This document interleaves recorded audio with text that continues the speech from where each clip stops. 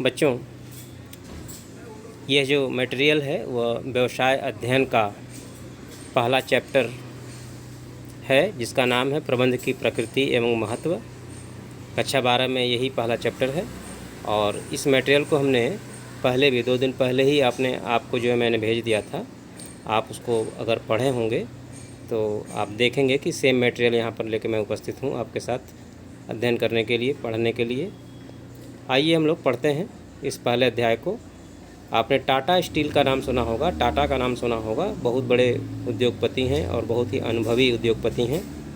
इनकी पूरी कहानी यहाँ पर दी गई है। आप इस कहानी को पढ़ कर के समझेंगे कि प्रबंध की प्रकृति और महत्व क्या होता है। ठीक है ना? तो आइए हम लोग इस कहानी को पढ़ने की कोशिश करते हैं। यहाँ से आप देख रहे हैं, यहाँ लिखा हुआ है 1868 में जमशेदजी नुसरवान जी द्वारा स्थापित टाटा समूह है, जो 5 महाद्वीपों के 100 देशों में स्थापित है। देखिए, आपको कहा जा रहा है कि ये वैश्विक है। वैश्विक का मतलब देखिए, ये वैश्विक है। वैश्विक का मतलब ग्लोबल होता है, अर्थात एक ही देश तक सीमित नहीं है। यह जो है अन्य देशों में भी, विदेशों में भी है। ठीक, जो 5 महाद्वीपों के 100 देशों में स्थापित है। मूल्यों, वैल्यूज जिसको कहते हैं, नवाचार, उद्यमिता की मजबूत भावना एक विरासत के रूप में आज तक टाटा कंपनियों का मार्गदर्शन कर रही है। देखिए, क्या मार्गदर्शन कर रही है? वैल्यूज़, जो वैल्यू को पहचानते हैं। ठीक है, मानवीय मूल्य हो, सामाजिक मूल्य हो या फिर आर्थिक मूल्य हो। नवाचार, हमेशा नया कुछ करने की इच्छा। और उद्यमिता का मतलब उद्योग जगत के प्रति उसकी रुझान, उसकी मजबूत भावना है टाटा ग्रुप में, और एक विरासत के रूप में आज तक टाटा कंपनियों का मार्गदर्शन कर रही है। ये कहाँ से उन्हें मिला? विरासत में मिला। अर्थात आज जो रतन जी टाटा हैं, इनको अपने पिता से मिला है ये सारी चीज़ें। इसी को कहा जा रहा है। जमशेद जी का मानना यह था कि संतुष्ट श्रमिकों को बनाते हैं, और इसी सिद्धांत पर उन्होंने अपने सभी श्रमिकों को ग्रेच्युटी, भविष्य निधि का सदैव भुगतान किया। देखिए, जमशेद जी क्या मानते थे? वो मानते थे कि अगर आपका कर्मचारी संतुष्ट रहेगा तो अन्य कर्मचारियों को भी वह संतुष्ट करेगा, अपनी बातें शेयर करेगा। उनकी दशा को देख करके अन्य कर्मचारी भी संतुष्ट होंगे, और एक संतुष्ट कर्मचारी ही अच्छी प्रोडक्टिविटी दे सकता है, ऐसा उनका मानना था। और इसीलिए वे जो है अपने कर्मचारियों को अच्छी पारिश्रमिक और अच्छी ग्रेच्युटी आदि अच्छा भुगतान वो लोग करते हैं। पूरे जमशेदपुर शहर की योजना, ये देखिए यहाँ है, पूरे जमशेदपुर शहर की योजना बनाने और निर्माण विवरण तैयार करने पर उनका प्रबंधन कौशल स्पष्ट रूप से दिखाई पड़ता है। जमशेदपुर में टाटा की फैक्ट्री है। आप अगर वहाँ के शहर जो बसाया है उन्होंने, उसका निर्माण देखेंगे तो आपको समझ में आ जाएगा कि इन्होंने जो है अपनी प्रबंध कला का परिचय वहाँ पर दिखाया है, परिचय दिया है। एक शताब्दी के लिए व्यापार को नियंत्रित करने वाले मूल्यों और सिद्धांतों को टाटा आचार संहिता TCOC में समाहित किया गया है। देखिए, यहाँ पर हम पढ़ रहे हैं,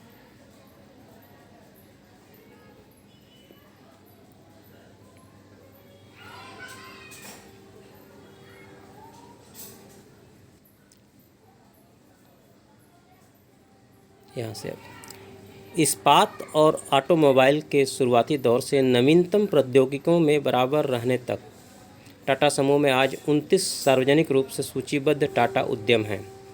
यह कहा जा रहा है कि इस्पात यानी स्टील और ऑटोमोबाइल के शुरुआती दौर से आज तक टाटा की कंपनियां जो है लगी हुई हैं, और आज 29 पब्लिक कंपनियां इनकी सूचीबद्ध हैं, जिनमें टाटा स्टील है, टाटा मोटर है, टाटा कंसल्टेंसी सर्विसेज हैं, टाटा पावर है, टाटा केमिकल है, Tata global beverage, Tata tele services, Titan, Tata communication और भारतीय होटल भी शामिल है। ठीक है, तो कहने का मतलब है कि ये जो है इतना कंपनियां सब टाटा ग्रुप की कंपनियां हैं और इस समूह का जो संयुक्त बाजार है पूंजीकरण लगभग 103.51 अरब डॉलर, जो कि 2016-17 का डेटा है। इस समय तो और भी अधिक हो गया होगा। टाटा की सामाजिक दायित्व की भावना मजबूत है। देखिए, सोशल रिस्पॉन्सिबिलिटी, ये जो सामाजिक दायित्व है, इसको मैं बात कर रहा हूँ कि समाज के प्रति उद्योगों की क्या जिम्मेदारी है। ठीक है ना, यह टाटा ग्रुप में कूट कूट करके भरी हुई है। यह जिम्मेदारी वो बहुत ही बखूबी से निभाते हैं। आप आजकल जो कोरोना महामारी है, आप देख रहे होंगे कि रतन जी टाटा जो हैं वह उन्होंने अपना पूरा धन भारत की इस महामारी को दूर करने में लगाने के लिए वो प्रतिबद्ध हैं। उन्होंने संकल्प लिया है कि भारत देश से यह महामारी दूर होनी चाहिए, चाहे जितना भी धन हमसे देना पड़े हमें दूंगा, ऐसा उन्होंने जो है वादा किया हुआ है। तो ये सब क्या है? यह सब सामाजिक दायित्व ही है। यह सामाजिक दायित्व की ही भावना है जो टाटा ग्रुप में है। आगे देखते हैं यहाँ से, वे समुदाय के लिए आर्थिक समृद्धि, देखिए किसी भी कम्युनिटी के लिए उसकी समृद्धि के बारे में सोचते हैं। पर्यावरणीय जिम्मेदारी, पर्यावरण हमारा बचा रहे इस पर भी वो देखते हैं और सामाजिक लाभ को संतुलित करते हैं। इन सब के बीच वो संतुलन बनाकर चलते हैं। कुछ ऐसे उद्योग होते हैं जो कि केवल लाभ की ओर ही उन्मुख रहते हैं, केवल लाभ के लिए काम करते हैं, जबकि टाटा ग्रुप की सारी कंपनियां जो है वह इन सारी चीज़ों में, चाहे वो किसी समुदाय की आर्थिक समृद्धि हो, सामाजिक उत्तरदायित्व हो, पर्यावरण हो, सामाजिक लाभ हो, सब में संतुलन बना करके ये चलते हैं और तभी आज टाटा टाटा है। भारत में वे उड़ीसा के साथ प्रगति में भागीदार हैं और विकास की इस यात्रा में वे हितधारकों को आगे बढ़ाने में विश्वास करते हैं। हितधारक का मतलब शेयर होल्डर्स हुआ यहाँ पर। टाटा स्टील थाईलैंड उन शुरुआती 30 कंपनियों में से एक है जो यूनिसेफ के कार्यक्रम द चिल्ड्रेन सस्टेनेबिलिटी फोरम में शामिल हैं, ताकि बच्चों के अधिकारों की रक्षा को प्रतिबद्ध किया जा सके।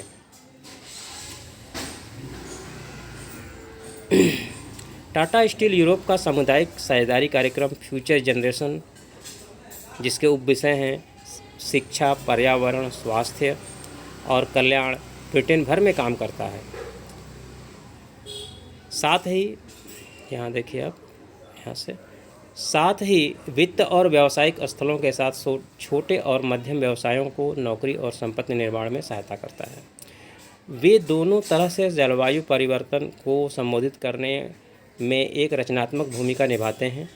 कार्बन पदचिह्न को कम करके और उच्च प्रदर्शन स्टील बना करके जो ईंधन कुशल वाहनों और ऊर्जा कुशल इमारतों का कारण बनते हैं। उनकी पर्यावरण प्रबंधन प्रणाली ISO 14001 मानकों को उनकी सभी मुख्य विनिर्माण स्थलों पर देखा जा सकता है। कहने का मतलब वह अपने प्रोडक्शन में पर्यावरण को बचाने की पूरी तरह से कोशिश करते हैं। उसके पर्यावरण की जो प्रबंधन प्रणाली है वह अपने हर फैक्ट्रियों में, कंपनियों में उनके मानक को पूरा करने के लिए वहाँ पर निर्देश है। आप वहाँ जाकर देख सकते हैं। ठोस और स्पष्ट व्यापार सिद्धांतों, यहाँ से ठोस और स्पष्ट व्यापार सिद्धांतों की परंपरा से निर्मित टाटा समूह विश्वास और पारदर्शिता की नींव पर खड़ा है। ऐसे बड़े उद्यमों का निर्माण लाभप्रद बनाए रखने और उन्हें चलाने के लिए केवल सभी स्तरों पर प्रभावी और कुशल प्रबंधन और समन्वय के माध्यम से संभव है। देखिए, समन्वय का मतलब होता है तालमेल। ठीक, ये जो हम आपको बता रहे हैं ये लिखा हुआ समन्वय। समन्वय का मतलब होता है तालमेल। ठीक, जैसे कि आप जब साइकिल चलाते हो तो जब आपको ब्रेक लगाना होता है तो ज्यों ही हाथ आपका ब्रेक पर जाता है त्यों ही आपके पाँव भी रुक जाते हैं, पावडिल मारना जो है आप बंद कर देते हैं। तो ये क्या है? ये हाथ और पाँव का समन्वय है। ठीक है ना, क्योंकि अगर आप एक तरफ ब्रेक मार रहे हो और पाँव का रहा कि नहीं भाई हम आपके तालमेल नहीं बैठाएंगे तो क्या होगा? तो दिक्कत आएगी। ठीक, तो समन्वय का मतलब आपने समझा। यहाँ पर आगे बढ़ते हैं। ये कहानी आपको बॉक्स में दी गई थी। और अब आपका आता है विषय प्रवेश। यहाँ से ये देखिए, उपरोक्त वस्तु स्थिति एक ऐसे सफल संगठन का उदाहरण है जो देश की शीर्षस्थ कंपनियों में से एक है। ये जो स्थिति आपको बताई गई थी एक सफल संगठन का उदाहरण है, यानी टाटा ग्रुप का मतलब क्या, एक सक्सेसफुल बिजनेसमैन, ठीक है ना, जो देश की शीर्षस्थ कंपनियों में से एक है। यह अपने प्रबंध की गुणवत्ता के परिणामस्वरूप शीर्ष पर पहुंची है। अर्थात यह गुणवत्ता के शीर्ष पर कैसे पहुंच गई, यह प्रबंध की गुणवत्ता, अर्थात इनका प्रबंध, इनका मैनेजमेंट इतना स्ट्रांग है कि आज जो है शीर्षस्थ कंपनियों में इन्हें गिना जा रहा है। प्रबंध की आवश्यकता हर प्रकार के संगठनों में होती है। देखिए इस लाइन को आप देखिए, बहुत अच्छी लाइन है कि प्रबंध की आवश्यकता हर प्रकार के संगठनों में होती है। ऐसा नहीं है कि जो इस्पात का निर्माण करते हैं, जो ट्रक बनाते हैं, जो किसी चीज़ का प्रोडक्शन करते हैं, सिर्फ वही प्रोडक्ट प्रबंध की ज़रूरत है, ऐसी बात नहीं है, ठीक है ना। चाहे वो कोई भी संगठन हो, यहाँ तक कि एक हाउस होल्ड, एक घर में भी प्रबंध काम करता है, वहाँ भी प्रबंध की आवश्यकता होती है। आप देखते हैं घर में माताएं बहनें, आपके स्कूल जाने का समय अगर 9 बजे है तो आपको नाश्ता देने के लिए उनका एक मैनेजमेंट काम करता है कि हम अगर 6 बजे जगेंगे तभी हम उनको 8 बजे नाश्ता दे करके और 9 बजे स्कूल जाना है तो हम भेज पाएंगे। तो सब कुछ मैनेजमेंट काम करता है, हर जगह मैनेजमेंट होता है, ठीक है ना। तो सिर्फ कंपनियों में नहीं, संगठनों में नहीं, बल्कि प्रबंध सर्वव्यापी है, यहाँ पर ये कहने का आशय है। फिर भले ही वो, यहाँ से देखिए, फिर भले ही वह कंप्यूटर के निर्माता हों अथवा हस्तशिल्प उपभोक्ता। देखिए चाहे वो कंप्यूटर बनाते हों या हस्तशिल्प के उपभोक्ता की वस्तुओं में व्यापार करते हों, आगे बढ़ाते हैं, या फिर वो केस सज्जा, देखिए यहाँ पर है, या फिर वो यहाँ से केस सज्जा सेवाएं प्रदान करते हों, वह गैर व्यावसायिक संगठन भी हो सकते हैं। देखिए कहा ना, गैर व्यावसायिक संगठन भी हो सकते हैं, अर्थात एक मंदिर, एक ट्रस्ट, एक अनाथालय, एक विद्यालय, ठीक, सब कुछ प्रबंध पर डिपेंड करता है। हर जगह प्रबंध आपको देखने को मिलेगा। आप अपने स्कूल में ही देख लीजिए, प्रधानाचार्य जी सब घंटियों को जो है मैनेज करके हर टीचर को समय समय पर आपके क्लास में भेजते हैं। तो ये सब क्या है, यह सब प्रबंध का ही रूप है। प्रबंध यहाँ पर प्रतिलक्षित होता है। आइए देखते हैं, आगे बढ़ते हैं। यहाँ पर एक और उदाहरण दिया जा रहा है, यहाँ से स्मिता राय, यहाँ से आप देखिए, एक 38 वर्षीय उद्यमी हैं। उद्यमी का मतलब उद्योगपति हैं, ठीक, उद्योग चलाती हैं, जो एक ग्रामीण जिले, गांव का एक ज़िला है नामची, दक्षिण सिक्किम में है, पली बढ़ी हैं। वह शिल्प कला, विशेष रूप से मोम कला में बहुत अच्छी थी, ठीक है, शिल्प कला, मोम कला उनका हुनर है। उन्हें मोमबत्तियां बनाना पसंद था। आइए देखते हैं, ये लाइन आपको यहाँ मिलेगी, पसंद के बाद यहाँ पर पार्ट 2 पार्ट में है, पसंद था, यहाँ से आप देखिए। अक्सर वह मोम के खिलौने बनाती और उन्हें अपने दोस्तों और जानकारों को उपहार स्वरूप देती थी। देखिए उनकी एक रुचि थी कि मोम के खिलौने बना करके अपने दोस्तों में शेयर करती थी, उनको देती थी उपहार के रूप में। और स्मिता अपने ज़िले में महिलाओं की स्थितियों से कभी खुश नहीं थी। देखिए उनके ज़िले में महिलाओं की स्थिति जो है बहुत ही दयनीय थी, तो उन्हें अच्छा नहीं लगता था, क्योंकि उनमें से ज़्यादातर गरीब और बेरोज़गार थे। देखिए यहाँ लिखा हुआ है, वो सब गरीब थीं, बेरोज़गार थीं और उनके पास कोई हुनर नहीं था। इसलिए उन्होंने इन समस्याओं को हल करने के लिए कुछ करने की योजना बनाई। उन्हें पता था कि वे आजीविका के लिए कौशल प्रदान करना आवश्यक है। देखिए वो जानती थीं कि अगर इन्हें रोजी रोटी के लिए तैयार करना है तो इनको ज़रूर कुछ न कुछ सिखाना होगा, इन्हें हुनरमंद बनाना होगा। जब ये हुनरमंद बन जाएंगी तब अपने आप ये आजीविका कमाने लगेंगी, इनकी गरीबी दूर हो सकेगी। लेकिन उनको समझ में नहीं आ रहा था, लेकिन यह नहीं पता था, देखिए यहाँ लिखा हुआ है, यह नहीं पता था कि उन्हें कैसे कार्यान्वित किया जाए, ठीक, अभी उन्हें आइडिया नहीं आ रहा था। अब उसके बाद देखिए आगे उन्होंने क्या कहा, वह अगस्त 2012 में अभिषेक लामा से मिली। ठीक, अब अभिषेक कौन है, आइए इसको देखते हैं। यहाँ देखिए, अभिषेक NEDFI के नामची शाखा के प्रबंधक थे। स्मिता ने अभिषेक से कौशल विकास कार्यक्रमों और गतिविधियों की जानकारी प्राप्त की और स्मिता ने सोचा कि उन्हें, अब आइए नेक्स्ट पेज में, मोमबत्तियाँ बनाना पसंद है, फिर आपने इस शौक़ को क्यों न एक उद्यम में परिवर्तित किया जाए। ठीक है, देखिए स्मिता ने क्या सोचा कि भाई हमको मोमबत्तियाँ बनाना पसंद है, हमें मोम में रुचि है, उससे हम खिलौने बनाते हैं, तो क्यों न अपने इस शौक़ को एक उद्योग में उसको क्रियान्वित किया जाए, उद्यम में परिवर्तित किया जाए। और इस प्रकार NEDFI के समर्थन से सपोर्ट मिला उनको अभिषेक लामा का, और उन्होंने जो है नामची डिजाइनर कैंडल की स्थापना किया। कैंडल मतलब मोमबत्तियाँ, नामची उनके ज़िले का नाम हो गया।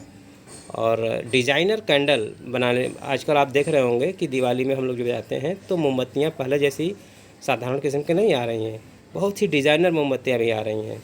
तो इन्होंने वहाँ शुरुआत किया डिजाइनर कैंडल बनाना। इस व्यवसाय के माध्यम से यहाँ से आप देखें,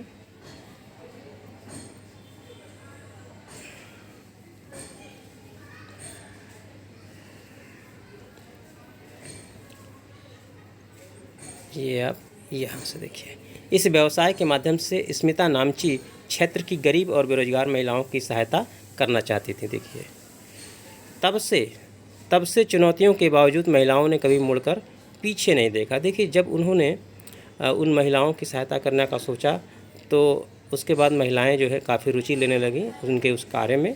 उन्हें कठिन परिस्थितियों का सामना करना पड़ा। उस समय महिलाएं बाहरी काम, उद्योग का काम नहीं करती थीं, घर का ही चूल्हा चौका करती थीं, तो काफ़ी उन्हें कठिन परिस्थितियों का सामना करना पड़ा, लेकिन उन सभी ने इनसे पार पाने का निर्णय कर लिया था। देखिए यहाँ पर अब कहानी को पढ़िए कहानी रूप में और आगे बढ़ते हैं। नामची डिज़ाइनर कैंडल में कर्मचारियों के रूप में 100% महिलाएं हैं। अब देखिए नामची डिज़ाइनर कैंडल जो उनका जो प्रोजेक्ट है, उनका जो ग्रुप है, उसमें 100% महिलाएं ही हैं, पुरुष उसमें नहीं हैं। और वे जो है मोमबत्तियों की कई किस्मों का उत्पादन भी करती हैं। दिवाली के दौरान वे इस अवसर के अनुरूप मोमबत्तियाँ बनाती हैं। देखिए दिवाली में मोमबत्तियों का हम लोग देखते हैं ज़्यादा यूज होता है। दिवाली थीम वाली ये मोमबत्तियाँ सिक्किम में काफ़ी सफल रही हैं क्योंकि इनकी मांग में साल दर साल इजाफा हो रहा है। नामची डिजाइनर कैंडल को कई पुरस्कारों से सम्मानित भी किया जा चुका है, जिसमें उत्तर पूर्व महिला उद्यमी पुरस्कार 2018 और वर्ष 2015-16 के लिए श्रीमन शंकर मिशन पुरस्कार गुवाहाटी भी शामिल है। कई पुरस्कारों से पुरस्कृत है इनका यह मिशन, इनका यह ग्रुप। आगे बढ़ते हैं।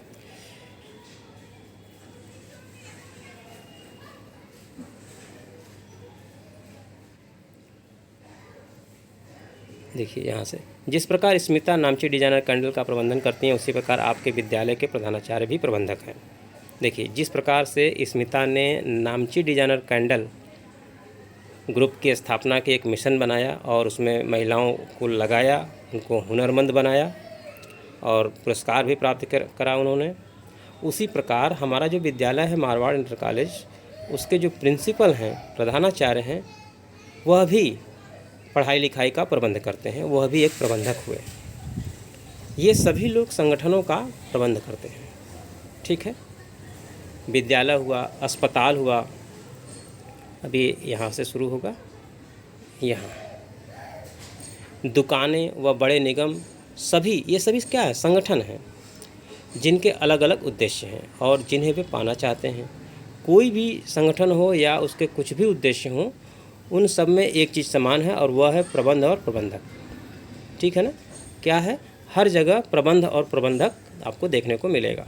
ठीक है ना, यहाँ से अब देखिए, आपने देखा कि प्रबंधक के रूप में स्मिता संगठन के उद्देश्यों को प्राप्त करने के लिए प्रबंधक के रूप में विभिन्न कार्य करती हैं। पारस्परिक रूप से संबंधित व एक दूसरे पर निर्भर यह कार्य प्रबंध कहलाते हैं। ठीक। और उनके जो ये कार्य होते हैं एक दूसरे पर निर्भर होते हैं और इसी कार्य को ही हम प्रबंध कहते हैं। ठीक। सफल संगठन अपने उद्देश्यों को मात्र संयोग से ही नहीं प्राप्त कर लेते, बल्कि यह एक पूर्व निर्धारित सोची समझी प्रक्रिया को अपनाते हैं, जिसे प्रबंध कहते हैं। संगठन भले ही बड़ा हो या छोटा हो, लाभ के लिए हो या फिर गैर लाभ वाला हो, सेवा प्रदान करता हो या विनिर्माण करता हो, मतलब किसी चीज़ का उत्पादन करता हो, प्रबंध सभी के लिए आवश्यक है। कहने का मतलब है प्रबंध हर क्षेत्र में जरूरी है। प्रबंध इसलिए आवश्यक है कि व्यक्ति सामूहिक उद्देश्यों की पूर्ति में अपना श्रेष्ठतम योगदान दे सके। देखिए, जहाँ भी समूह है, एक से अधिक व्यक्ति हैं, वहाँ प्रबंध की ज़रूरत पड़ती है। ठीक। तो श्रेष्ठतम योगदान के लिए प्रबंध की आवश्यकता हर क्षेत्र में, हर संगठन में होती है। प्रबंध में पारस्परिक रूप से संबंधित वह कार्य सम्मिलित है जिसे सभी प्रबंधक करते हैं। ठीक है। आप इस अध्याय में आगे आप समझ पाएंगे कि यद्यपि दोनों ही प्रबंधक हैं, लेकिन संगठन के अलग अलग स्तर पर कार्य करते हैं। ठीक। प्रबंधक अलग अलग कार्यों पर भिन्न समय लगाते हैं, अलग अलग समय देना पड़ता है, और संगठन के उच्चतम स्तर पर बैठे प्रबंधक नियोजन और संगठन पर नीचे स्तर के प्रबंधकों की तुलना में अधिक समय लगाते हैं। देखिए, प्रबंधक हर जगह है, जो एक हाई पोजीशन पर हैं, टॉप लेवल पर हैं, उनको ज़्यादा समय देना पड़ता है अपनी नीतियों को बनाने में, जबकि नीचे स्तर के प्रबंधक कम समय देते हैं। तो इस प्रकार हम लोगों ने देखा कि प्रबंध जो है हर क्षेत्र में आपको दिखाई पड़ रहा है। अब प्रबंध की परिभाषाएं आ गई हैं। हम लोगों ने प्रबंध के बारे में टाटा जो है स्टील की कहानी देखा, और एक नामची डिजाइनर कैंडल्स की प्रवर्तक स्मिता का भी देखा हमने। और अब जो है हम लोग परिभाषा पढ़ेंगे। तो आज के वीडियो में इतना ही रहेगा और परिभाषा नेक्स्ट वीडियो में होगा। अभी के लिए धन्यवाद। आप इसे दोबारा पढ़िएगा, आपको प्रबंध के बारे में काफ़ी अच्छी समझ बनेगी। धन्यवाद।